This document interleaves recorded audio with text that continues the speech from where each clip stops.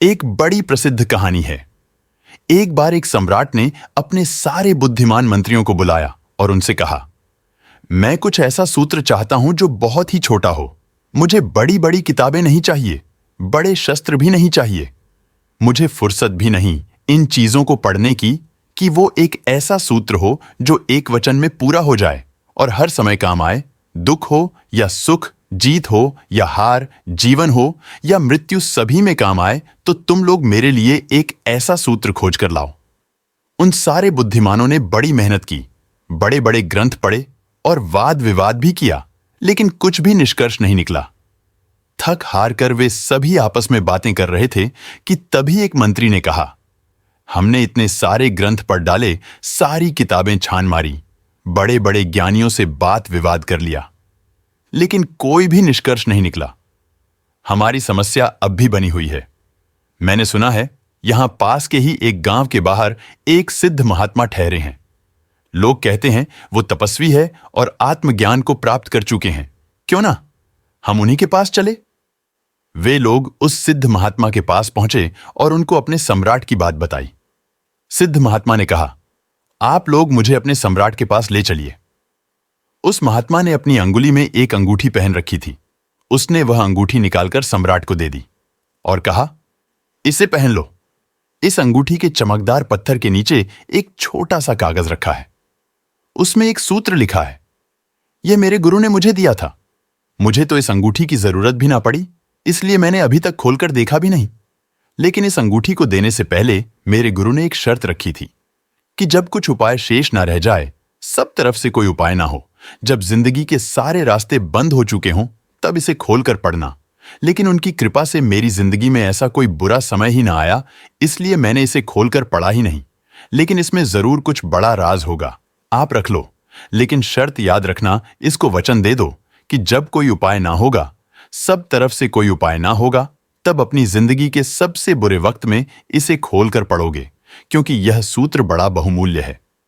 अगर इसे साधारणता खोला गया तो यह अर्थहीन हो जाएगा। सम्राट ने अंगूठी पहन ली। कई वर्षों बीत गए। इस बीच कई बार मन में विचार आया कि एक बार खोलकर देखते हैं, भला इसमें ऐसा क्या है। फिर सोचता कि कहीं खराब ना हो जाए। फिर बरसों बाद एक भयंकर युद्ध हुआ जिसमें सम्राट हार गया और दुश्मन जीत गया। उसके राज्य को हड़प लिया गया। वह सम्राट एक घोड़े पर सवार होकर भागा। अपनी जान बचाने के लिए राज्य तो गया, सगे साथी, दोस्त, परिवार सब छूट गए। 2-4 सैनिक और रक्षक उसके साथ थे। वो भी धीरे धीरे हट गए, क्योंकि अब कुछ बचा ही ना था, तो रक्षा करने का कोई सवाल भी ना था।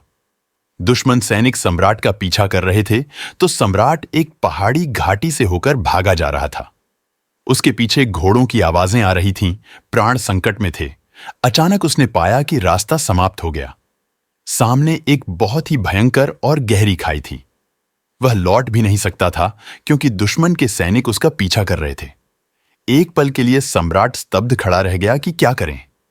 फिर अचानक याद आया कि उसके पास एक अंगूठी है, जो कि महात्मा ने कहा था कि इसे अपने सबसे बुरे वक्त के समय खोलना। तो उसने उस अंगूठी का हटाया पत्थर और उसमें एक छोटा सा वचन लिखा था, यह भी बीत जाएगा। सूत्र पढ़ते ही उस सम्राट के चेहरे पर मुस्कुराहट आ गई। उसके दिमाग में एक ख्याल आया, सब तो बीत गया। मैं सम्राट ना रहा हूं, मेरा साम्राज्य गया, मेरा सुख बीत गया। जब सुख बीत गया है तो दुख भी हमेशा नहीं रहेगा, यह भी बीत जाएगा। यह पढ़ते ही सम्राट का दिमाग एकदम शांत हो गया। जो शरीर अब तक डर के मारे कांप रहा था, वह एकदम स्थिर हो गया। उसने सोचा, शायद सूत्र ठीक ही कहता है, अब करने को कुछ भी नहीं है। लेकिन सूत्र ने उसके भीतर मानो कोई सोया हुआ तार छेड़ दिया हो, यह भी बीत जाएगा। ऐसा बोध होते ही जैसे डर का स्वप्न ही टूट गया हो। अब वह डरा हुआ नहीं था, वो चैन से नहीं था, घबराया हुआ नहीं था। वह शांति से उसी स्थान पर बैठ गया। संयोग की बात थी कि थोड़ी देर तक तो घोड़ों के पैरों की आवाज तो सुनाई देती रही, फिर आवाज बंद हो गई। शायद सैनिक किसी दूसरे रास्ते पर मुड़ गए। घना जंगल और बड़े बड़े पहाड़, उन्हें पता नहीं चला कि सम्राट किस तरफ गया है। धीरे धीरे घोड़ों के पैर की आवाज बंद हो गई। सम्राट ने अंगूठी वापस पहन ली।